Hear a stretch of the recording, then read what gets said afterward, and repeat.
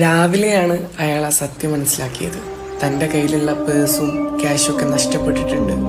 അപ്പോൾ അയാൾ പറഞ്ഞു അൽഹംദുലില്ലാ. പിന്നീട് എപ്പോഴോ ആരോ ഒരാൾ അയാൾക്ക് നഷ്ടപ്പെട്ട പേഴ്സും പൈസയൊക്കെ തിരിച്ചേൽപ്പിച്ചപ്പോൾ അപ്പോഴും അയാൾ പറഞ്ഞു അൽഹംദുലില്ലാ.